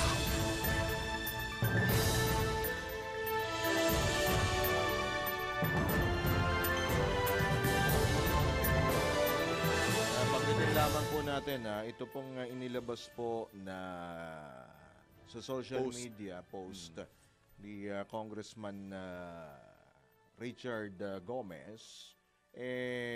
Kung matatandaan mo, may nilabas yan ang NPC na advisory na para doon sa Data Privacy Act. Diba? At kapag na-violate po yan, parang lumalabas na violation. Ito dahil in-expose po niya yung phone numbers po ng ilan pong media practitioners. At pangalan. Pangalan, pati pangalan ng po. kumontak, tsaka yung media entity, media company. Oo, kung di ako nagkakamali, paglabag ito sa Data Privacy Act. At may karampatang parusa. Pag inilabag mo itong inilabas po na kautusan na ito o na batas na ito. And in fairness naman, para rin sa kabatiran, hanggang sa mga oras na ito, o mga nakalipas na mga oras, pinipilit pa rin naming makontak ang isa sa mga asset ng kongresista para mabigyang linaw once and for all itong issue na to. So, ang sagot na binabanggit mukhang ayaw. Mukhang ayaw munang mag-react. At ito, ang NPC, sabi dito, nag-issue na po kasi sila noon ng advisory na any information capable of identifying an individual, especially when combined with other data, is treated as personal information. Sa makatwid, maaaring ito nga ay paglabag po sa Data Privacy Act. Diyan din nag-iingat ang PNP. Actually. Dun sa mga big fish at suspect na ipinalalabas yung muka, yung ginagawa nila, tinatakpan nila, Hindi di ba? ho naman kasi basta-basta inilalabas ho yan sa publiko o sa social media o sa media. Meron po tayong mga sinusunod po na guidelines. May mga panuntunan po tayo diyan. Batas. Kung alam siguro ng butihing mambabatas, yung batas na yan. Baka nadala ng damdamin. Alright. Walang kaduda-duda. Sigurado, ibang klase ito. yan. Itong kailanman, hindi mai-impeach ito. Sigurado. Dahil Nagre-react ka? Friday naman. Nagre-react ka? Yun naman yung binabanggit ko, Ikaw ba? O gusto mo, ikaw? O sige, ikaw na. Ito na, Si Nets President, Winner Contihino, Oras sa Hudyat. Gusto mo yan, Love you. 25 minutes after 7 a.m. Sa oras po naganap na alas 7:30 na ng umaga, aminado ang Commission on Elections na hindi nila masusunod ang bagong lagdang batas hinggil sa redistribution ng parliamentary districts sa Bangsamoro Autonomous Region and Muslim Mindanao. Dahil ito, inihayag ni COMELEC Chairman George Garcia na liliham sila kina Pangulong Bongbong Marcos, Senate President Chis Escudero, House Speaker Martin Romualdez at Chief Justice Alexander Hesmundo upang maipakita ang timeline ng kanilang preparasyon para sa nasabing halalan. Binigyang diin ni Chairman Garcia na hindi na maaaring ma-delay ang kanilang preparasyon para sa Barm Parliamentary Polls sa Oktubre 13. Handa naman anya silang humarap sa kataas-tasang hukuman sakaling questionin nito ang kanilang desisyon. Pasada Balita. Oo, ang suporta ng National Police Commission sa inisyal na aksyon ni bagong PNP OIC Chief, Lieutenant General Jose Melencio Nartates Jr., partikular na sa desisyon nitong maipatupad ang resolusyon na baligtarin ang major reshuffle ng mga senior official na ipinag-utos ng sinibak sa pwesto na si dating PNP Chief General Nicolas Torre III. Nuri naman ni NAPOLCOM Vice Chairman at Executive Officer Rafael Vicente Calinisan ang hakbang na ito ng OIC PNP Chief. Ipinatupad ni Lieutenant General Nartates ang Resolution 2025-0531 matapos lagdaan ng DILG at ex-officio Chairman John Vic Rimulya, maging ni Commissioner Calinisan at ng iba pang commissioner. It ni Commissioner Calinisan, ipinapakita lamang nito ang respeto ni OIC Chief Nartates sa institusyon at sa sistema ng checks and balances na nakasaad sa konstitusyon na magandang senyales para sa hinaharap.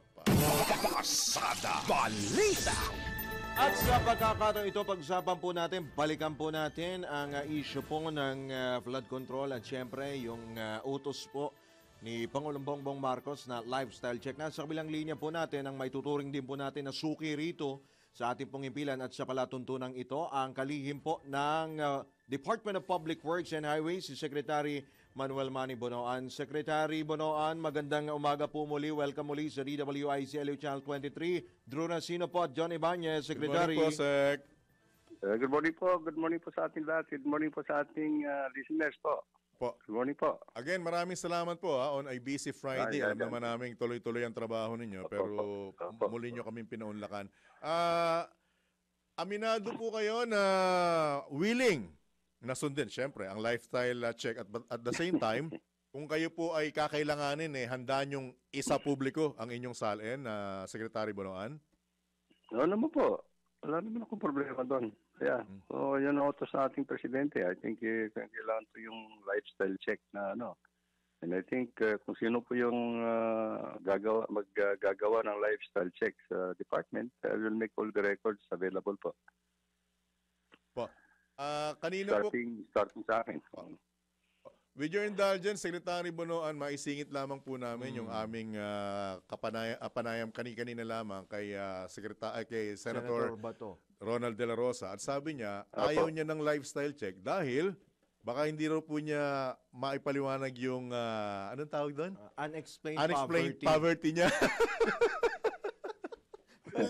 Naging biruan po namin kanina yun. Pero to make it serious, Secretary Bonoan, maging ang inyong mga opisyal sa DPWH ay inatasan nyo po ba o voluntaryo na rin po silang magpapasailalim sa lifestyle checking? Mula sa mataas hanggang sa kung meron po yung if there is a body that will conduct yung lifestyle check po, I think may mga records naman po kami lahat ng mga salin, ating mga officials that were required to submit their salin po. So I think whenever this body will come to check on magkakaroon po ng lifestyle check, then we'll make all the records available po.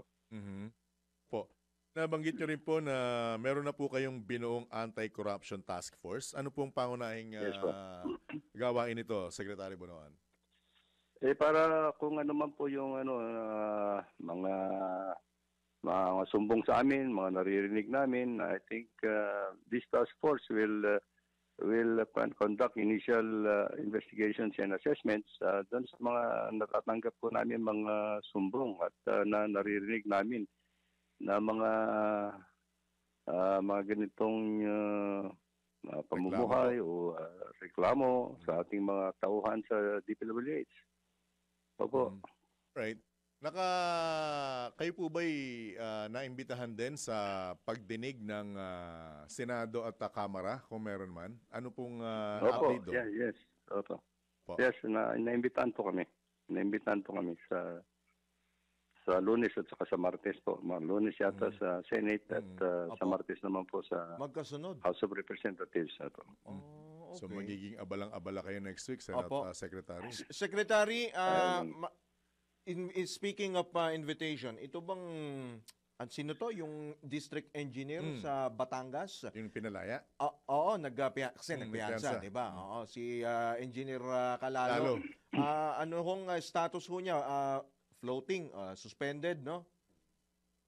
Suspended po. Preventive suspension po. Yung ano niya. For status po niya ngayon. How many months? 90 days. 90 days. Okay. Posible ho bang isama siya, ipatawag din next week? I would not know kung anong kwanto ng yung investigating body po. Sila pa nag-determine kung sino po yung iniimbitahan nila na kasama po doon sa Pero hearing po. Of course, dapat i-lifestyle check din ito, Secretary, di ho ba? Yes po. Oo naman po. Aside from yung ano niya, yung siguro yung kasalanan niya po siguro that attempted to bribe, that's already an unwarranted behavior of Opo. an employee of the department. So, titingnan po namin yan. Pero ito ho Opo. ba, matanong ko lang po, Secretary, matagal na ho ba itong si Engineer Abelardo Calalo sa DPW? I mean, ilang taon na ho ba ito, si Calalo? I'm not sure po, pero hindi pa ho siya masyadong matagal dyan sa Batangas First Aid. Okay. Hindi pa siya masyadong matagal. Full-fledged district engineer pala yan. Plantilla siya. Opo, yes. Alright, with your indulgence, Kuyang Drew, medyo ilihis ko lang yung katanungan, pero may kaugnayan pa rin po sa problema sa pagbaha.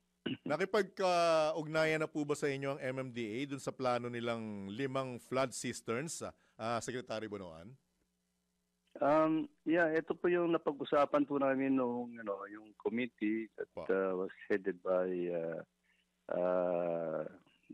yung sa DepDev, sa yung dating MEDA, and to look into a more comprehensive flood control program for Metro Manila. Nandoon po kami lahat.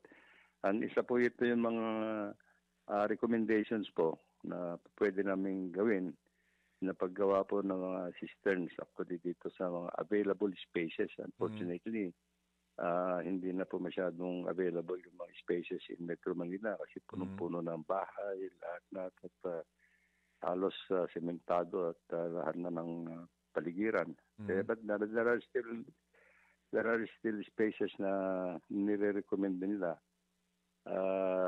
And we will technically evaluate itong mga spaces na po pwedeng lagyan po ng cistern po.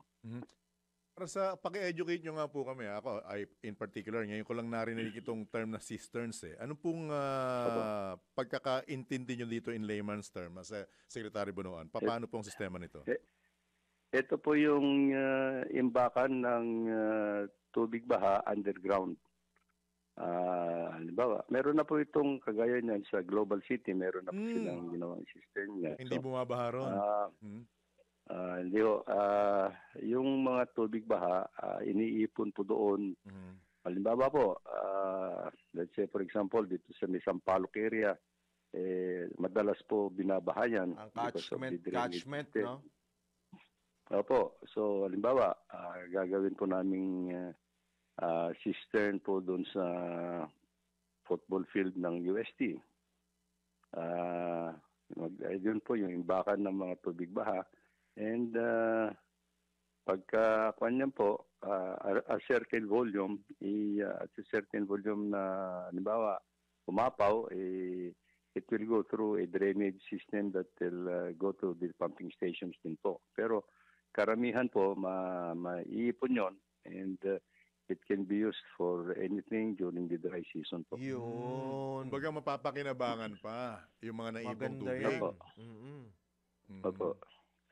Pero, ito ho ba ay dito lang sa Metro Manila? Well, ang kailangan po namin kasi dito is actually, ang cisterns actually are usually dito sa mga urban communities, urban areas po ginagawa yan eh. Alright. So, may idea ka ba, Sek, kung gaano katagal ito? Kung sakali mang matutuloy? Kailan sisimulan at gaano katagal itong gagawin? It will take some time, and I think since kagaya niyan, if we are going to do it, halimbawa, one of the areas na sinasabi nga is doon sa UST, we will have to coordinate with yung leadership kung ng UST. I think meron pa silang and of course LGU. Meron na po silang parang pumapayag, and but we'll have to discuss this further with them. LGU po para pagtulong-tulungan po namin i-implement po nito. Alright. Gaano kalaki po ang pondong gagastusin po dito, yung budget po dyan, Secretary? Wala pa po kaming nailaan na pondo niyan, but I think it will go through a detailed engineering design para malaman po natin kung magkanong ilalagay nating pondo for each of the cistern na gagawin po natin sa Metro Manila po. I think it will go through a feasibility study and detailed engineering design. And we hope to start it within the year po, yung paggagawa ng feasibility study and detailed engineering design po. Pero yung mismong pagsisimula, hindi ngayong taon, ano, Secretary? Medyo mahirap na po kasi we are already almost September. And it will take some time to do the detailed engineering design po, and actually yung mga coordination with local government units at saka yung mga may-ari ng mga private areas. Yun po, so it's not, realistically po, if at all, siguro towards the middle of next year, siguro po yung masisimulaan po yung mga ganitong proyekto. Basta lang po, with your indulgence, Secretary Bonoan, meron pa rin pong hindi mapigilang humihingi ng ikangay quote-unquote ulo ninyo. It's either kayo po'y magbitaw or magpahinga muna or mag-leave of absence. Ano pong reaction nyo dito, Secretary Bonoan? As I have been saying, even in your station po yata for several times, sinasabi ko po, that I am at the pressure of the President. My service is at the pressure of the President. Kasi marami pa po kami, aside from itong flood control issues na we are addressing, we are also trying to accelerate the implementation of the flagship projects. Dito sa, marami po ito, malalaking projects that we intend to implement under this administration para maumpisahan man lang sana it substantially magawa na. Makita na gumagawa. Kagaya po nito, we will soon start the implementation of Bataan Cavite Interlink Bridge. Mahaba po nito. This is one of the longest bay bridge in the world. Tapos yung dito po sa mga ibang regions, Panay, Guimaras, Negros Bridge, yung mga ganon, dito sa Cebu, dito sa mga tunneling project sa Davao, tunneling project po dito sa may Santa Fe, dito rin po yung mga paggagawa ng mga, dito rin sa Laguna Lakeshore Expressway. Yung Bataan Cavite Bridge pa pala, Secretary. Ito na nga po yung sinasabi ko sa inyo. Diba, yung mahaba-haba. Kailangan din po matutukan po ito Matutukan po nito. Big ticket yan talaga. And we don't want to lose the momentum actually to implement all these projects pa po. Yung ganun. Opo. Nasa inyo po ang pagkakataon, Secretary Bonoan. Baka may karagdagan pa po kayong mensahe. Go ahead, sir. Well, tuloy-tuloy po kami dito sa ang natin ng order ng ating presidente sa amin. Tuloy-tuloy po namin sasagawa itong pag-iimbestiga dito sa mga anomalous flood control projects. And at the same time po, yung mga flagship projects, kailangan tutukan din po namin ng rent. Para sa gano'n naman, naantala na nga po kami rito sa pagsusulo ng mga flagship projects for the last 3 years. Sa mga maraming dahilan at alam naman nating Pangulo niyan. At ngayon, tutok ang ating presidente sa lahat ng bagay nito ngayon ay kailangan po matutukan din po namin sa pagpapagawa po lahat nito. At para naman sa ganun at yung at least in the last 3 years, ipakita naman po namin na lahat ito mga flagship projects either matapos o masisimulan mo lang sana namin substantially bago matapos ng administrasyon po nito. With that, Secretary Bonoan, good luck po. Thank you po sa pagkakataon at mananatili pong bukas ang himpilan namin for update po mula sa inyong side sa DPWH. Good morning po, Sec. Maraming salamat. Good luck po. Ingat po, Secretary. Salamat po. Alright. Yan po mga kabalitaktakan, si Public Works and Highway Secretary Manuel Manny Bonoan. Pasada Balita! Oras muna sa udyat! 14 na minuto na lamang, alas 8 na ng umaga. Magpapatuloy pa rin ang ilang pang mga balita. Target tax collection ngayong taon nahigitan ng pamahalaan dahil sa pinaigting na kampanya laban sa paggamit ng ghost receipts. Pag-uulat mula kay Patrol 13, Gilbert Perdes. Pagpapalakas pa ng laban kontra paggamit ng ghost receipts na estilo ng mga tax evaders ang isa sa mga masusing tinututukan ng pamahalaan dahil upang mahigitan nito ang target collection nitong nakarang Hunyo ngayong taon. Ito ang sinabi ni BIR Commissioner Romeo Lumagi Jr. sa gitna ng naitalang sobrang 5.5 billion pesos na koleksyon ng buwis nitong Hunyo ngayong taon. Ayon kay Lumagi, bukod sa maigting na enforcement laban sa mga tax evaders, ay binigang prioridad nila nila yung pagtutok sa tax administration. Maliban pa rito yung mga bagong reforma sa pagbubuwis gaya ng Create More Acts na anyay nagpalawak sa base revenue base ng bansa at nagpatatag pa ng koleksyon ng Pilipinas. Kaya ang resulta sa kabuuan para sa unang 6 na buwan ng 2025, nakakolekta ang pamahalaan ng 1.5 trillion pesos na mas mataas ng 4.5 billion pesos kaysa doon sa target para sa first semester ngayong taon. Patrol 13, Gilbert Pardes para sa Himpilang May Todong Las. DWIZ, nagbabalita ng tama, naglilingkod ng tama. Kapag may bagong balita, naka-on air, agad-agad, DWIZ Patrol Report. Balitang pangkalakalan. Inilagay ng Bangko Sentral ng Pilipinas ang policy rate ng bansa sa isang Goldilocks zone kung saan hindi ito masyadong mataas o mababa. Ayon kay BSP Governor Eli Remolona Jr., ibinaba ng BSP Monetary Board ang target reverse repurchase rate sa 25 basis points o katumbas ng 5%.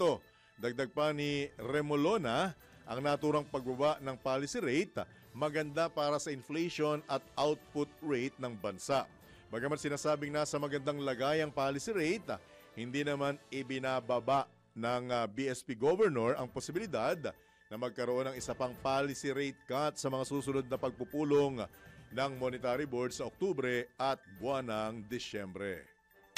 Pasada Balita. Mga balitang dapat alam mo kahit sa labas ng bansa. DWIZ Balita sa ibang bansa. Tukoy na ng mga otoridad ang pagkakakilanlan ng gunman sa sa naganap na shooting incident sa isang Catholic school sa Amerika. Kinilala ang suspect na si Robin Westman. Ang dalawang batang edad 8 at 10 na estudyante ng Assumption School sa Minneapolis, Minnesota, habang nasugatan naman ang 17 iba pa. So 2 po yung namatay. Ayon sa mga otoridad, si Westman, na isang 23 anyos na transgender, ay anak ng isang dating empleyado pala ng naturang paaralan. Hindi pa malinaw ang motibo sa krimen. Pasada Balita. Sa mundo ng palakasan, ang latest malalaman sa DWIZ Sports News. Naabot mo ba ito, Kuyang, yung Thrilla in Manila? Hindi na. Si Kuyang Winner yata ang technician nun ni Aya Yupanco nung kinover nila itong Thrilla in Manila. Naikwento ng lola ko, karga raw ako ng tatay ko niyan nung nangyari Thrilla in Manila. Maganda. Muhammad Ali and Joe. Sa replay ko na lang napapanood yan. Ako sa kwento na lang ng lola ko. Matindi naman. Pero tindi nun, si Aya Yupanco nag-cover. At ang technician niya, si Winner Contihino. Ganun na sila ka Ang kausap pa nun ni Kuyang Aya, si Ronnie Nathaniels, di ba? O sige na. Sports update mula kay Ian Articona. Good morning, Boss Jan at Boss Drew! Narito ng Lee Sports Update. Bumisita sa Malacanang si Filipino boxing legend at dating Senador Manny Pacquiao upang humingi ng suporta kay Pangulong Ferdinand Marcos Jr. para sa ika-50 anibersaryo ng boxing match na binansagang Thrilla in Manila sa darating na Oktubre. Ayon kay Pacquiao, makikipagsalipwersa siya sa World Boxing Council at MP Promotions upang muling maisabuhay ang naturang makasaysayang boxing match. Ang Thrilla in Manila ay ang ikatlo at huling laban sa serye ng mga boxing match sa pagitan ni Muhammad Ali at Joe Frazier sa panahon ni dating Pangulong Ferdinand Marcos Sr. noong 1975. At yan ang sports balita. Ako si Ian Articona, nagbabalita ng tama, naglilingkod ng tama. Pasada Balita. Balitang pangkalusugan. Pamilyar ka ba sa dahon ng sabong? Ay, sambong pala ito. Sambong po ito. Gusto mong madagdagan, ha? Gusto mong madagdagan, Huwag ha? Sige, ha? Ang sambong o Blumea balsamifera, scientific name, mas kilala po yung sambong, ay may iba't iba pong health benefits na kinikilala na rin ng Department of Health. Isa ito sa 10 herbal medicines na nasa listahan ng DOH na maaaring gamitin panlunas sa iba't iba pong karamdaman. Naglalaman ng sambong ng antioxidants, flavonoids gaya po ng blumiatin, quercetin at iba pa. Batay sa pag-aaral, ang sambong ay mabisang panlaban sa sakit sa bato o kidney stones. Maliban pa rito, ginagamit na rin ito bilang herbal treatment laban sa ubo, sipon, diarrhea at hypertension. Bagaman marami nagpapatunay sa benepisyo ng sambong, paalala pa rin ng mga eksperto na mas maiging magpakonsulta at magpareseta sa mga espesyalista at kanila pong ipinapaalala na no therapeutic claims. Pasada Balita. Ito na ang latest, bagong-bago, fresh na fresh. DWIZ Showbiz News. Ikat daw yan yung sambong nung dahil sa isang komentarista isambong mo kay ang isa sumikat ngayon dahil yung mga anomalya, di ba? Isambong mo kay Bongbong. Oh. Showbiz na tayo. Meron man ang kontrata sa Star Magic at ABS-CBN ang nagbabalik kapamilya na si Wahapen Bella Padilla. Ayon kay Bella, biyaya ito sa gitna ng pinagdaraanan niya sa usapin ng pag-ibig. Bagamat hindi umamin ang aktres kung naka-move on na siya sa kanyang 5-year relationship sa Swiss-Italia na si Norman Bay, ibinahagi ni Bella na punong-puno ngayon ng pagmamahal at pag-asa ang kanyang puso kasunod ng kanilang hiwalayan. Matatandang umamin ang kapamilya actress na hiwalay na sila ni Norman Bay at sinabing mutual decision ang nangyari. Sa kasalukuyan, mas itutuon anya ng aktres ang kanyang atensyon sa muling paggawa ng mga pelikula at pagsagot sa katanungang What happened, Bella? Pasada Balita.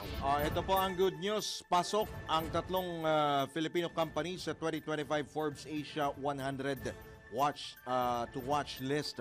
Kabilang na rito ang NSAC, isa pong e-commerce at retail platform na may mahigit 100,000 downloads sa Google Play. NetBank na tumutulong sa mga fintech companies na isama ang banking service sa kanilang mga platform, at Express Super App na nag-aalok ng ride-hailing, food delivery at courier services at may mahigit 100,000 downloads sa Google Play. Ang Forbes Asia's 100 to watch list ay kumikilala sa mga kumpanyang may annual revenue na hindi higit sa $50 milyong at may total funding na hindi higit sa $100 milyon. Matatandaan nakapasok din sa listahan noong nakarang taon ang Sari-Sari Store app na Lista, delivery app na Mober at Neobank Z. Pasada Balita. Bago lang tayo magpaalam, seryosong tanong. Ano yung sambong? Hindi pa ako nakakakita na. Sa totoo lang. Tinatanim yun, dahon yun. Oo nga. Nakita ko nga yung dahon. Ano yung inilalaga? Pwede rin. Pwede rin ilaga. Tapos iinumin mo? Ayan. Oo nga. Nakita ko nga. Pwede ilaga. Di ba yan sinasama sa nganga? Ay, hindi yan yun? Hindi. Iba? Iba yun. Meron pa yung ikmo eh. Ano yun? Para ding nganga. Itmo? Ikmo. Ikmo. Mga matatandang Ilocano yun ang ganyan. Okay, kasi ang natatandaan ko lang yung yung pinampapaligo pagka may bulutong. Oo. Yung bilog-bilog. Inilalaga. Nilalaga. Kulantro ba yun? Kulantro. Anyway, pasensya na. Tao lang. Kaya nga nagtanong eh. Di ba? At sumayin niyo ang Friday edition ng inyong nag-iisang Pasada Balita. Dito lamang yan sa DWIZ, nagbabalita ng tama. Naglilingkod ng tama. Kami po ang inyong naging kabalitaan at kabalitaktakan, Johnny Bañez. At Drew Nasino. Inakabang, Inakabang. Huwag niyo pong kakalimutan, dahil sa Friday, ano tanuman po ang mangyari. Mahal ko po kayo. Oh, yeah. Isa? Oh, yeah. Bella para sa'yo. Oh, yeah. Diba? Love you all! TGIF! Have a blessed and happy bonding time with your family and loved ones. Ingat-ingat po mga kabalitaan at kabalitaktakan. Susunod na palatuntunang Karambola. Oras! Isang tumbling na lang, 8:00 na ng umaga. Yun totoo na to. Happy weekend! Mwa! Yapo din! Ulan pa rin. Ang mga balita, dudublihin ang pasada. Ang mga kontrobersyal, mga viral, mga trending na mga tao. Dalawang mas